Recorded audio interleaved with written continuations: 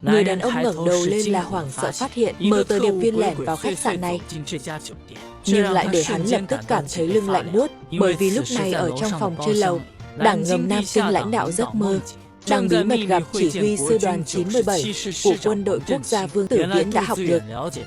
Vương Trấn Thanh có ý định nương tựa vào đảng ta, vì vậy, làm theo hướng dẫn của cấp trên, thần sắp xếp cho chị Mạnh và Vương Trấn gặp Thanh tại khách sạn Phú Xuân Giang. Đích chính là muốn nhanh chóng đưa Vương Trấn Thanh đến đây.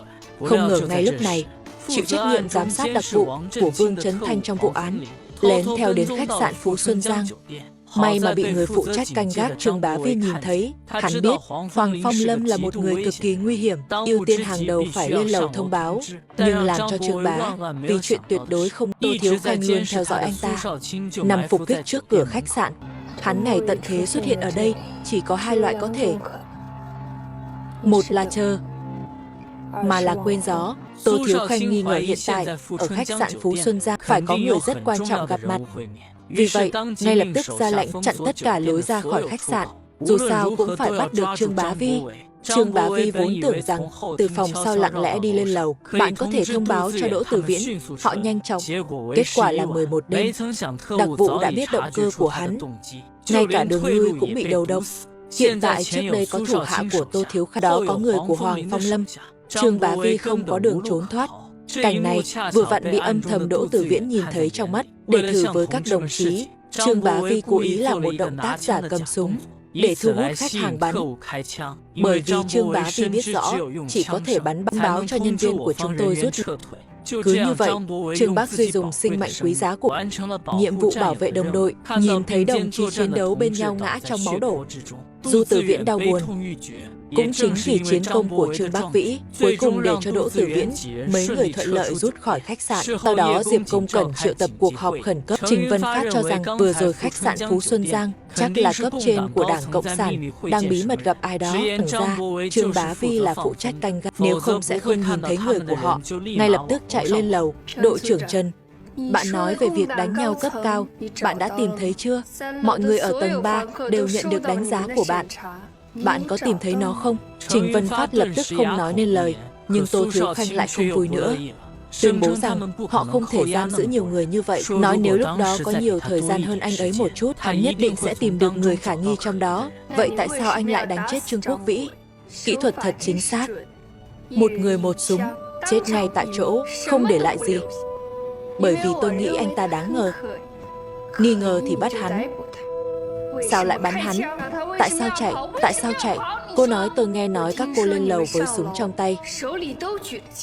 Nhìn thấy ai cũng la hét. Ai có thể không chạy?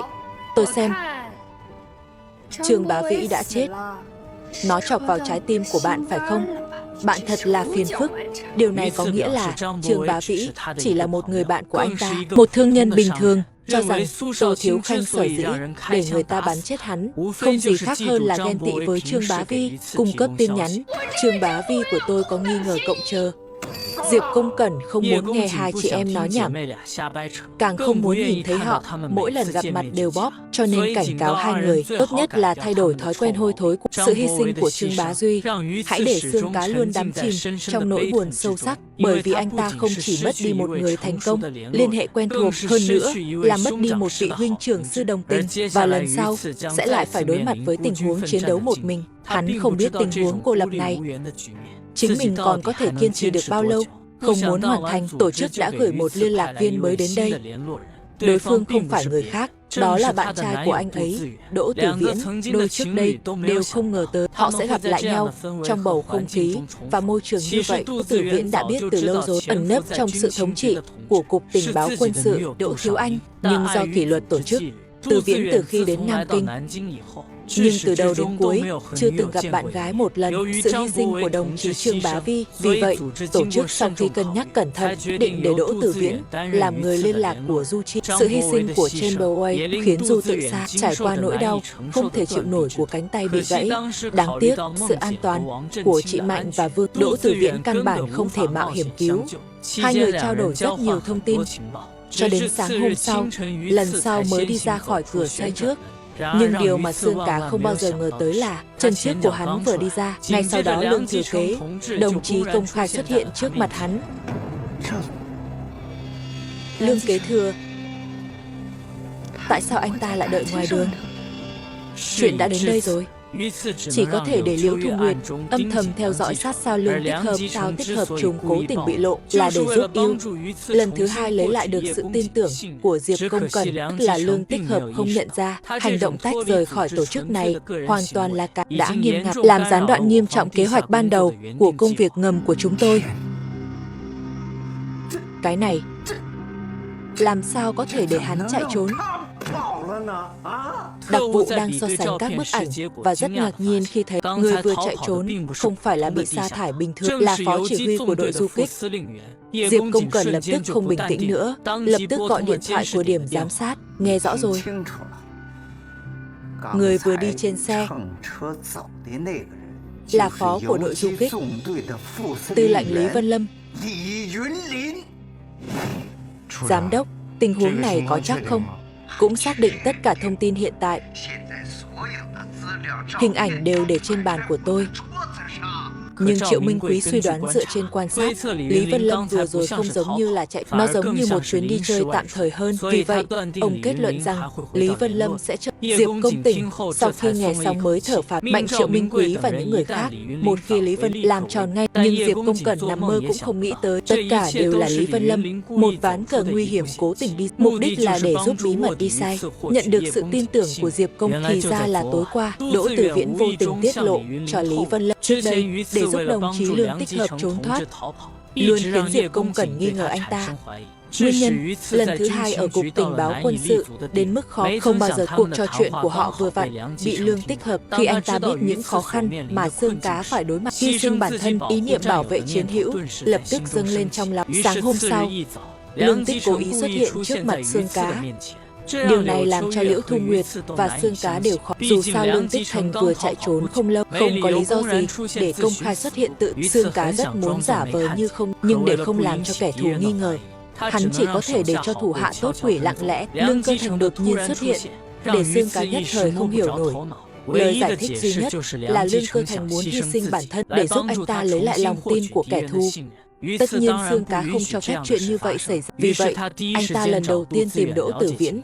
Chỉ tiếc là anh ta cũng không biết gì về chuyện Liang đã để lại một lá thư trước khi rời đi, nói ra nguyên nhân phơi bày của mình.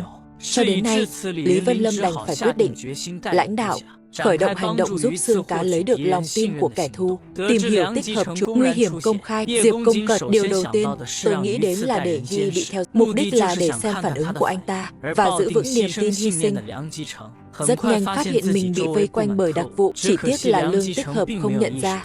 Hắn như vậy ly khai tổ chức, hành vi cá nhân thuần túy, đã nghiêm ngặt làm gián đoạn nghiêm trọng kế hoạch ban đầu của công việc. Lý Vân Lâm nói với Đỗ Tử Viễn, hắn đã kích hoạt kế hoạch khẩn cấp.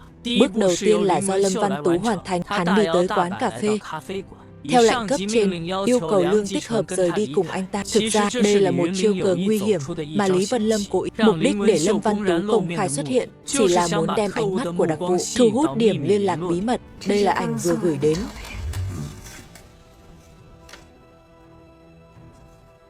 Người phụ nữ trong ảnh là ai vậy? Nữ y tá ở bệnh viện Co Oi. Cố gắng đã từng theo dõi hắn, biết được Lâm Văn Tú là nữ y tá của bệnh viện. Diệp Cung chỉ lập tức nâng cao tinh thần, bởi vì trước đây, khi Lý Vân Lâm điều trị tại bệnh viện Bắc, lúc đó nhân viên y tá chính là Lâm Văn. Sau đó, sau khi Lý Vân Lâm bị bọn ngầm cướp đi, Diệp Công Cẩn mới biết Lâm Văn Tú cũng là một đảng ngầm. Sau đó, Diệp Công Cẩn lập tức triệu tập một thảo luận hành động, bắt giữ Lương Tích Hợp và Lâm Văn Tú. Mà Du Phi cũng thành thật nói cho nhân viên biết, sau khi theo dõi, sau khi Lâm Văn Tú và Lương Tích Hợp rời khỏi quán cà phê, trực tiếp đến số 31 vườn rau Bắc, định uống rượu trong khi bị bắt. Nhưng không muốn Diệp Công Tỉnh rất xảo quyệt, giao công việc bắt giữ cho Triệu Minh Quý. Nhiệm vụ phụ trách xương cá là hỗ trợ phối hợp. Triệu Minh Quý cũng rất cẩn thận, để bắt con cá lớn phía sau, hắn không vội vàng hành động, mà là để cho xương cá một nhóm và hai nhóm của Vân Pháp phái mấy người gần vườn rau Bắc, thiết lập 3 điểm giám sát, cố gắng hạ gục tôi, liên hệ bí mật. Chỉ số thông minh của Triệu Minh Quý và Lý Vân Lâm hoàn toàn không ở cùng một giai đoạn. Khi phát hiện kẻ thù triển khai kiểm soát điểm rơi liên hợp, Lý Vân Lâm mở ra bộ thứ hai. Kế hoạch của anh ta tương đương với một thu hút kẻ thù bằng tầm quan trọng và tính xác thực của bản thân. Lý Vân Lâm ăn mặc như đi ra ngoài làm việc, lên thẳng một chiếc xe. Nhìn thấy xe của Lý Vân Lâm chạy đi, Triệu Minh Quý lập tức ra lệnh cho người của mình lái xe đuổi, thỉnh thoảng lái xe đi. Ai bảo anh đưa xe cho hắn? Nó là cháu trai của tổng thư ký, tôi đâu dám không cho. Vậy các ngươi chạy đi đuổi theo là một lần thầm may mắn. Lang thang công tử đắt quá, cáp treo, nhưng điều khiến hắn tuyệt đối không ngờ tới rất đắt. Bề ngoài là cháu trai của Diệp, thực ra là một trinh sát giỏi của đảng tôi. Tổ chức chính thức lợi dụng mối quan hệ của anh ta với hãy để anh ta làm việc cho cục tình. Nhiệm vụ chính của nó là bí mật bảo vệ cây du, lần an toàn, lần này tốt lắm. Sự dí dỏm và quyết đoán của anh ta hoàn toàn che. Vì vậy, điều này cũng làm cho ban đầu dự Lý Vân Lâm hy sinh được cứu. Ngay sau đó, điệp viên đã phát triển những bức ảnh chụp được. Sau khi so sánh, Giếng Diệp Công mới phát vừa chạy trốn khỏi điểm liên lạc của đảng ngầm. Là phó chỉ huy đơn vị du kích Lý Vân Lâm, hắn lập tức đem tình huống này nói cho Triệu Vân Quý. Nghĩ đi, khi họ đi, anh cảm thấy họ ra ngoài tạm thời hay là thật sự chạy trốn? Triệu Minh Quý cho rằng Lý Vân Lâm giống như đi ra ngoài, nói Lâm Văn Tú bây giờ vẫn còn ở điểm liên lạc. Nếu Lý Vân Lâm chạy trốn, Lâm Văn Tú không thể cứ ở đây mãi được. Vậy thì tốt quá. Ngoài ra, bạn đưa ra quyết định ngay bây giờ. Cứ ở bên ngoài chờ họ trở về. Hay là đem cái tổ này của bọn họ cho hắn đi vào bên trong. Bây giờ là 11 giờ. Nếu đến 12 giờ họ không quay lại, chúng ta sẽ xông vào và lấy cái này, sau đó đợi bên trong. Không đồng ý. NHNG hãy cẩn thận. Chúng ta không có nhiều cơ hội. Chỉ cần xem hành động này bên dưới. Là giám đốc, chúng tôi nhất định sẽ cẩn thận. Bạn yên tâm nhanh thôi. Thời gian đến 12 giờ, thấy Lý Vân Lâm chậm trễ không về, Triệu Minh Quý chỉ có thể ra lệnh hành động đột kích. Lâm Văn Tú chịu gánh nặng, cố tình bị kẻ thù kiểm soát theo kế hoạch. Đây cũng là phần thứ 3 trong kế hoạch của Lý Vân Lâm. Với Lâm Văn Tú, Liang bị bắt với cái giá phải trả, sau đó thực hiện dịch bệnh phân ly vào phút cuối. NH tay kẻ thù giúp đỡ. Ở đây một lần nữa nhận được sự tin tưởng của. Sau khi Triệu Minh Quý đến, bảo người của mình kiểm tra cẩn thận trong nhà. Quả nhiên tìm thấy một cái điện thoại di động và một số tài. Có vẻ như họ không chạy trốn. Hãy nhớ, đừng di chuyển bất cứ thứ gì. Giữ nguyên như cũ. Chúng ta sẽ mai phục ở đây, chờ họ quay lại và bắt. Cho tôi xem phước lành. Là rút lui.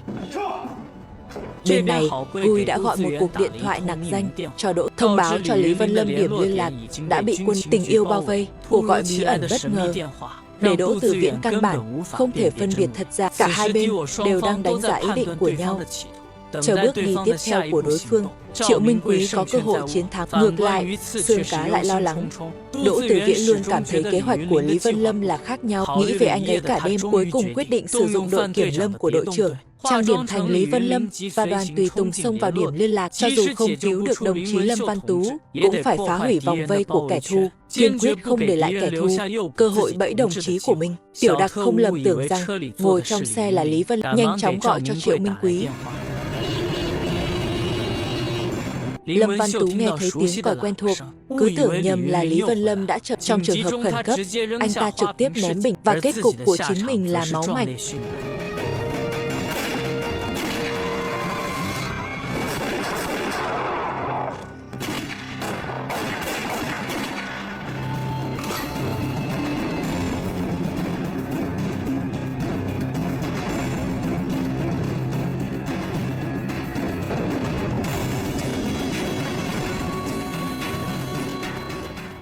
Đội kiểm lâm của đội trưởng sau một trận đấu súng ác liệt với kẻ thù cũng nhanh chóng rút lui khỏi hiện trường. Sau khi Lâm môn tú sĩ nhớ Trương Bá Vi, một đồng chí xuất sắc khác đã ngã xuống. Mặc dù tàn tích cục mát mẻ vượt quá giới hạn chịu đựng của một người, nhưng Duy biết mình phải cắn chặt răng tắt đi.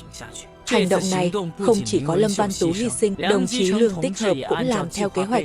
Đây cũng là cảnh cuối cùng của Lý Vân Lâm. Liang tích hợp vào những giây phút cuối cùng của cuộc, dùng lời thú nhận giả để chia rẽ thế hệ, qua đó thành công đem ánh mắt nghi ngờ của Diệp Công Tỉnh trực tiếp dẫn đến em gái của Yuki, Tô Thiếu. Trên bề mặt ông là trưởng phòng chiến lược của Bộ Quốc phòng quốc dân, thực ra là nhân viên tình báo cấp cao của đảng tôi, mang theo cây châu. Nhưng điều mà cây châu chấu không bao giờ ngờ tới là lúc này hắn đã ở bên bờ vực bị lộ. Bởi vì điệp viên trưởng Diệp Công Cần, cuộc họp khẩn cấp bất ngờ, Anh ta biết từ thông tin từ bên trong, có một đặc vụ cộng sản cấp cao, hiện tại đã lẻn vào Bộ Quốc phòng Giang và ở vị trí cao. Trước đây đã dò dỉ rất nhiều thông tin tuyệt mật khi Diệp Công Cẩn nói tên đặc vụ này là Huệ Thụ Hầu. Trong khoảnh khắc này không còn bình tĩnh nữa, bởi vì mục đích hắn ẩn nấp ở cục tình báo không chỉ để đánh cắp thông tin của kẻ thù.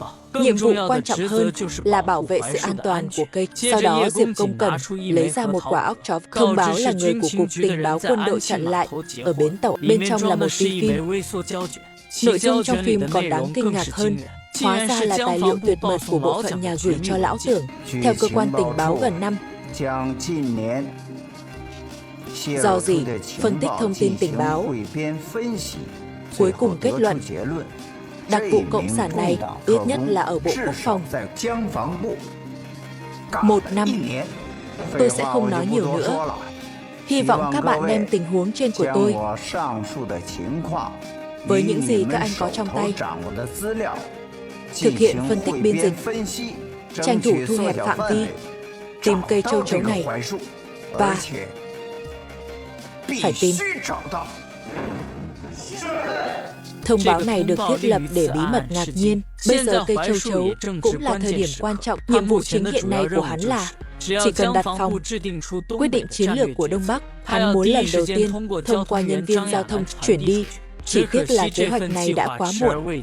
Vì vậy, cây châu chấu cảm thấy rất lo lắng. Ở đây từ tình báo nhận được, từ bến tàu An Khánh đánh giá, xác nhận là đường giao thông của cây châu chấu có vấn đề. Thế là anh ta lấy danh nghĩa quản lý tài chính. Đến những gì Diệp Công Cẩn nói tại cuộc họp, đồng bộ hóa cho Du Tử. Suy đoán này, nguồn tin tình báo của Diệp Công Cẩn chắc là đặc vụ cao cấp của Cục Tình báo, tên mã do nước Hồ Lô cung cấp. Hắn căn cứ vào manh mối trước đó, kết luận quả hồ lô nước đã xâm nhập vào bộ phận tình báo của cục và trong bộ phận cốt lõi. Họ có hai việc phải làm.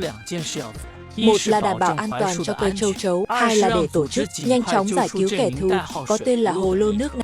Rất nhanh Trương Nhã Lan làm theo chỉ thị của đội, nói với cây châu chấu về tình trạng của đường giao thông. Hãy để anh ta tạm dừng mọi công việc hiện tại, không muốn hiệu quả hoạt động của Cục Tình báo quân sự, bởi vì tài liệu bị cây châu chấu dò dỉ có phạm vi phát. Sau một ngày kiểm tra và phân tích tình báo, rất nhanh đã xác định được 6 đối tượng tình nghi. Những gì chúng tôi xác định sơ bộ là Giám đốc phòng thứ 2 của Bộ Giang Phong, Giám đốc Văn phòng Chiến lược Bộ Nhà ở Giang, Tổng thư ký Văn phòng Bộ Giang Phong, Giám đốc Văn phòng Cố vấn Bộ Giang Phong, Tổng tham mưu trưởng quân khu, một trong Bộ Tư lệnh Lục quân, Trung học phổ thông.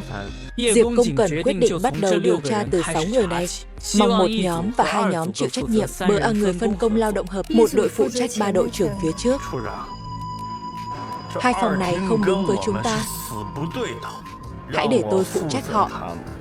Tôi không biết. Chào, điều này có nghĩa là gì?